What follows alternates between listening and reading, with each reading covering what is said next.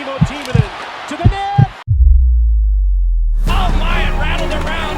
Hey, he stopped it. Where's the puck? Oh, I thought it was in. Let's turn wide by Leighton. Oh my God, where's the puck? Where's the puck? What happened? They won. We saw no light. We saw no signal, but they are celebrating at the other end of the ice. What chaos. This was the weirdest ending to a final of all time. But how exactly did we get here? The date is June 9th. If Philly wins tonight, they'd force a Game 7 back in Chicago, and if Chicago wins, a 49-year-long Stanley Cup curse would finally be erased. But the journey that both teams made to get up to this point was nothing short of astounding.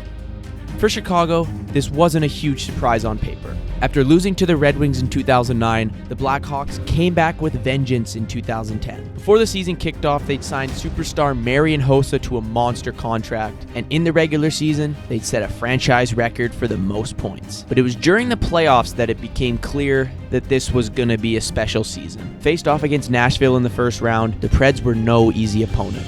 And in Game 5 with the series tied at 2, Nashville held the lead late in the game, and after Marian Hossa took a 5-minute major, Chicago looked dead and buried.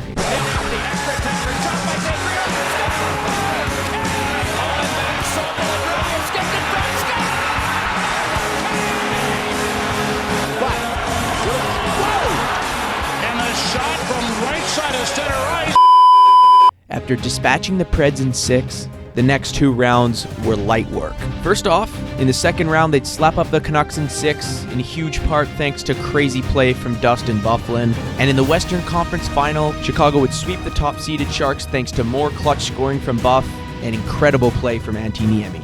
As for the other team in the final, the fact Philly is here is just insane. After making a huge trade in the offseason, goalie struggles, the injury bug, and an underperforming core led to a super disappointing regular season. But down the stretch, the Thrashers, Rangers, Habs, and Flyers were battling for the last 2 spots all the way up until Game 82. After Montreal would secure a spot of their own, the Flyers had a battle against the Rangers on the final day of the season to determine who got in. And in true storybook fashion, the game would go to a shootout. After they got into the playoffs, they would shock everybody. Their first round opponent were a New Jersey Devils team that had just picked up Ilya Kovalchuk at the deadline. But thanks to outstanding play from goalie Brian Boucher, the Flyers made them look like a peewee team and just beat them up in 5. When they matched up against the Bruins in round 2, the Flyers hoped to continue their magic.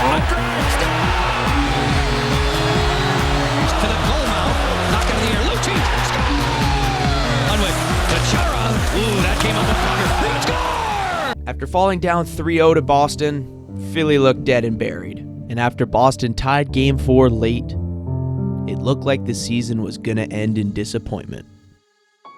But after missing the first few games of the series thanks to injury, in his first game back, Simon Gagne would score in overtime and save the season. Although early into the next game, starting goalie Brian Boucher got hurt, backup goalie Michael Leighton came in and shut the Bruins out. And after they took Game 6 2-1 on home ice, somehow the Flyers found themselves in TD Garden for Game 7.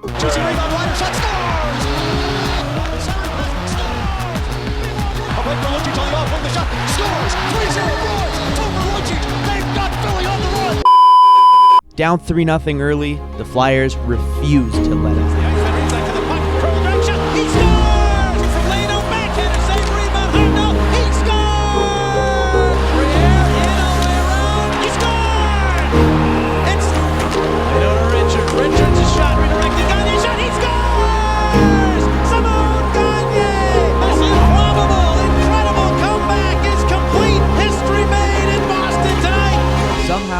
The Flyers found themselves in the Eastern Conference Final. And equally as shocking, their opponent would be the Montreal Canadiens. Thanks to otherworldly play from Yaroslav Halak, the Habs took down the President's Trophy winning Capitals in round 1 and then took down the reigning champion Penguins in the next one. In what most people thought would be a showdown for the ages, Michael Leighton would set a franchise record with 3 shutouts in the series, and the Flyers would clobber Montreal in 5.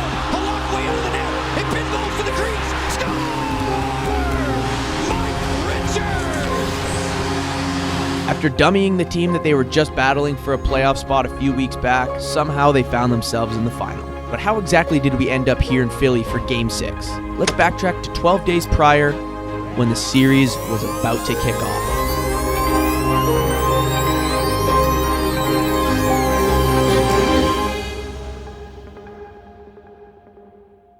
Heading into this series, people didn't know what to think. On paper, Chicago were clearly the favorite, but the mojo that Philly were running on was near impossible to look past. And with both teams having inexperienced goalies between the pipes, it really seemed like a coin flip of a series. And Game 1 would prove it. An 11-goal thriller capped off by a Kopecky game winner set the tone for the series. But in Game 2, both teams would tighten things up, and until late in the second frame, the game would remain scoreless. But 2 quick goals by Chicago would wind up being the difference, and the Hawks left Chicago up 2-0.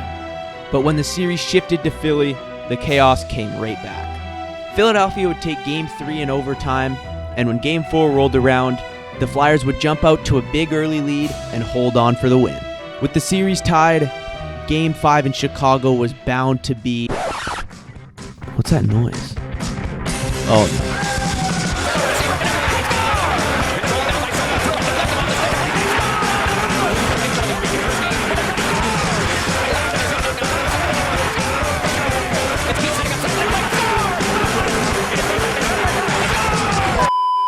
Well, after Philly got blown up in Game 5, they were on the brink of elimination on home ice.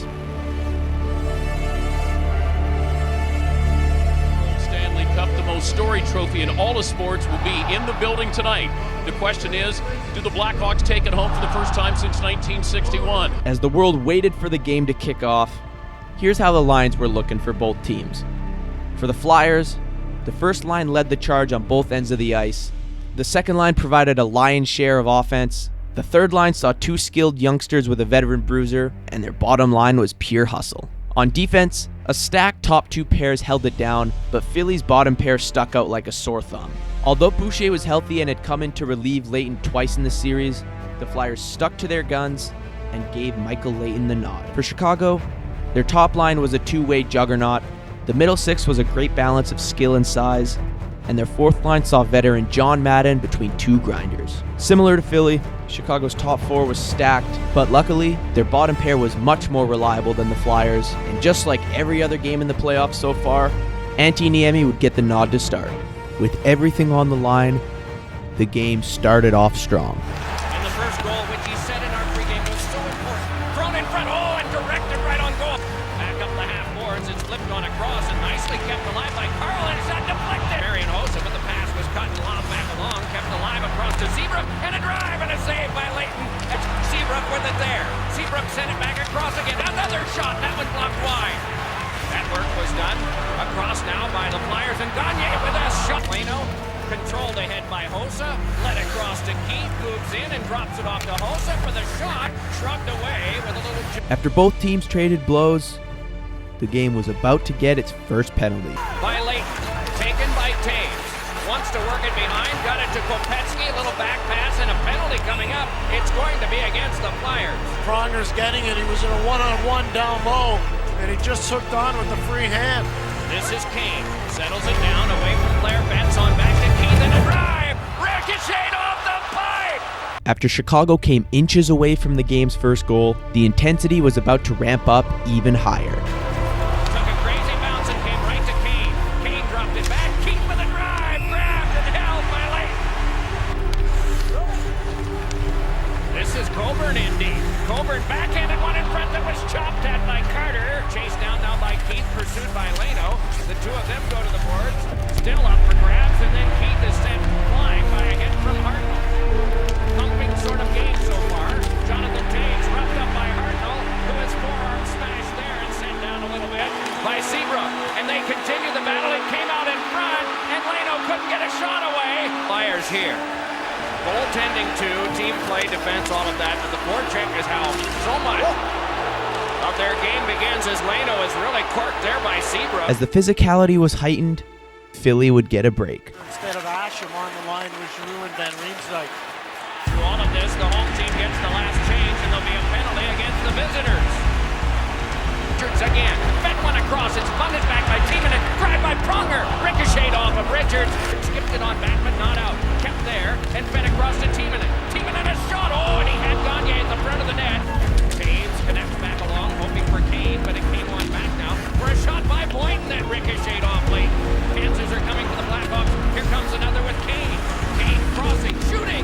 Save made by Leighton. Penalty coming up on the Flyers. Chris Pronger sits again. Second minor of the period. He had 2. After failing to convert on their first power play, Chicago knew they couldn't let the next one go to waste. For Duncan Keith. Michigan State product gave it over to Kane. Dealt one in deep. The pass across. They score! Bufflin!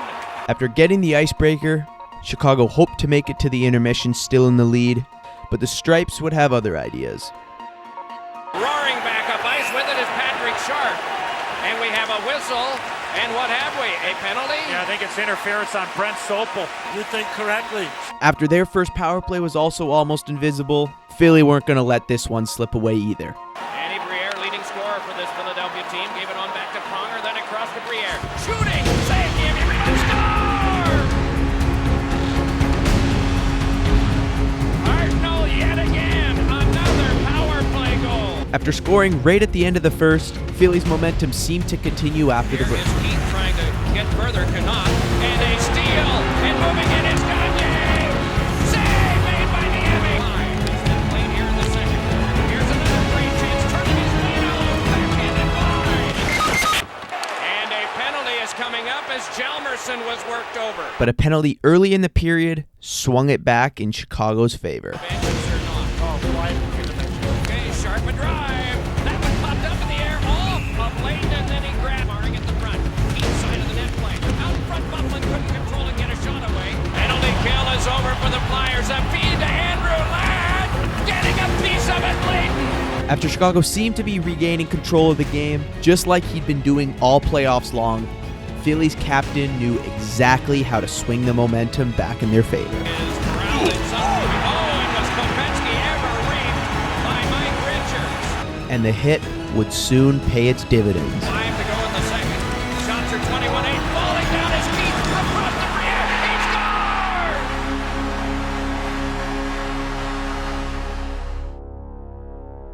But right after the goal, Philly would shoot themselves in the foot. On Richards. Either his stick or his shoulder. I recall those words. A penalty is coming up. It's going to be against the Flyers. And then the tie broken. Here's Keith, a shot. Rattled around, they poke away at it, trying to get it by. And Leighton is able to hold tight by. But Hossa can. Here's Hossa trying to work it around in front. Hooked off. There'll be a penalty coming up. Delayed call is on, and it's going to be a penalty on Chicago. What? Chicago penalty number 81. 2 minutes for goaltender interference. That's not a penalty. No, it's not a penalty. After the terrible call to take them off the power play, Chicago would stay composed, and soon enough, the hockey gods would reward them. Here tonight for the Flyers. Here's Keith beating one on a cross. It's down on further. Score! Patrick Sharp! A 4-on-4 goal. That puck can't go in. Nope. After Leighton let in a stinker to tie the game, the opportunities didn't slow down at all. And he circles to the outside, gave it back. Keith a drive. Right back ahead, and on with this is Giroux. Giroux a shot and a stick save and a cover. The step by Hossa, rifled it up the wing. Crossover move. Leno is there, and a shot rattled wide. After letting Philly back into the game, the Blackhawks' inexperience was really showing. Chicago were a very young team, and apart from veteran John Madden, there was only one other player on their roster who had won a Stanley Cup before. And soon, he would show up just when he was needed most. Wheels to the outside, hands it on to Hjalmarsson with a drive. They score! Hjalmarsson let up last goal that has broken the tie. There, gave it on to Hossa. Hossa tried to play one in front. That one blocked, got it back. Keith the shot, rattled around side of the net. The Blackhawks keep bringing it on. Here's Taves angling one in front. Keith tried to fight his way to the front of the net. Was tripped up. There'll be a penalty. Briare's going to get it. Philadelphia's out of gas right now. They just can't contain Chicago. Back to Keith. He's got Seabrook and sets him up.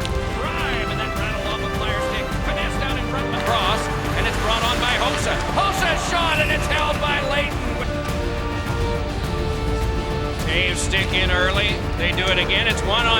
it up for Sharp, and the shot had to be blocked wide by Leighton before the horn. With 20 minutes remaining to save the season, it was do or die for Philly. But Chicago's killer instincts seemed to be kicking in. Flipped it on for Kopetsky. Kopetsky, a turnaround shot is grabbed and held by Leighton. Went off a glove and can't be controlled further by David Bolin. Bolin gave it across. Buffalo, their shot went wide. Bolin hustled to that one. Boy, pretty spirit act, and Kane has it. Right back in on the pass from Ladd to Kane.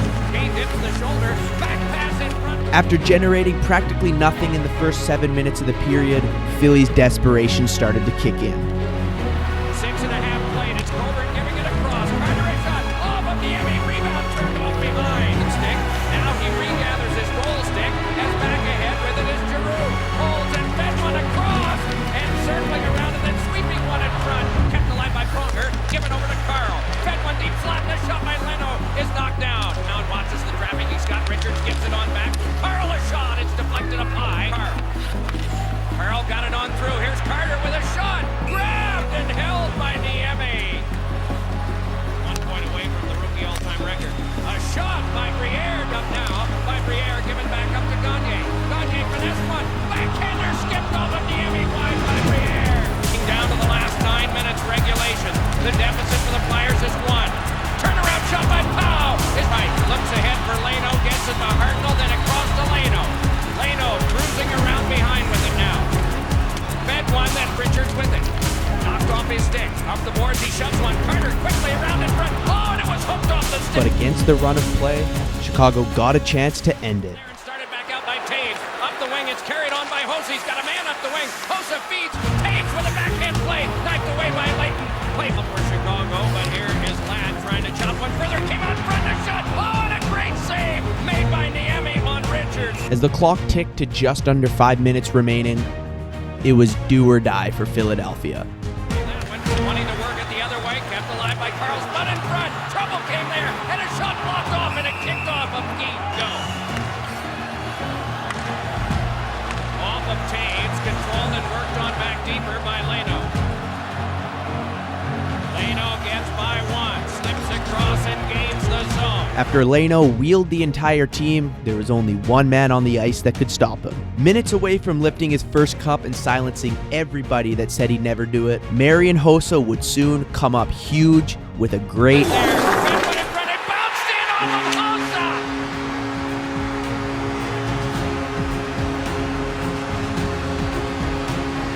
After tying the game late, many Flyers fans were getting serious deja vu. Down 3-2 in the 1987 finals, Philadelphia would tie Game 6 late, and before the Oilers could even process anything, the Flyers would get another chance. Drop this time doesn't work. Here's a shot. Score! Although Game 7 didn't go their way, this Game 6 in the Spectrum still remains a legendary moment in Flyers lore. And soon enough in this game, it looked like the Flyers were gonna repeat history. Fighting with Richards there, and Richards got fed one over for a pass in front. Carter fought off by Niemi. My goodness! After Jeff Carter decided he didn't want to put it in the open net, it was clear that this game was destined for overtime. We are going to go to overtime.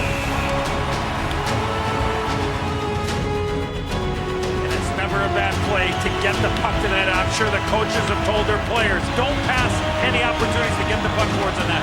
As fans in the building could hardly bear to watch, Philadelphia came out of the gate swinging. Giroux starts this overtime period, and that came off of Mike Richards, helped away by Niemi. Richards with one in front, settled off a couple of sticks, and it's pushed on better. Off the tie-up. Turnaround shot ricocheted from the stick of Gagne off the defense and wall. Followed up by Pronger. Coolly on out to Briere.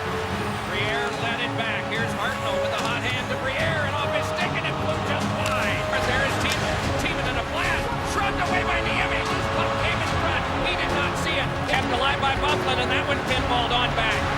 Dropping back on his Keith on defense. A little feet on a diving play by Seabrook. After a strong start from the Flyers, Chicago were on their heels. But in sudden death overtime, things can change oh so quickly.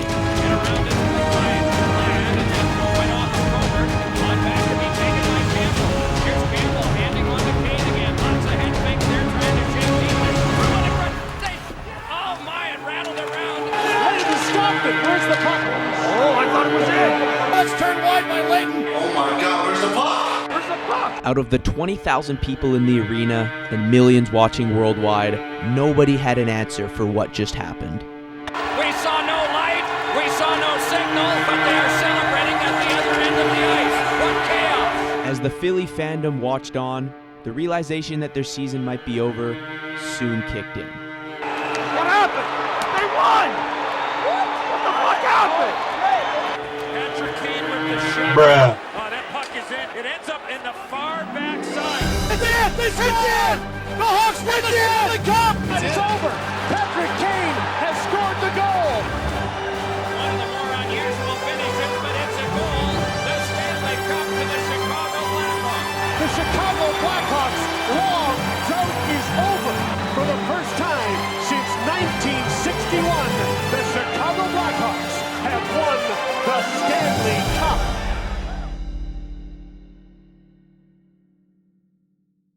Yeah, buddy, great job stopping those terrorists. And thank God their follow-up attack on Michael Leighton's 5-hole was a bust.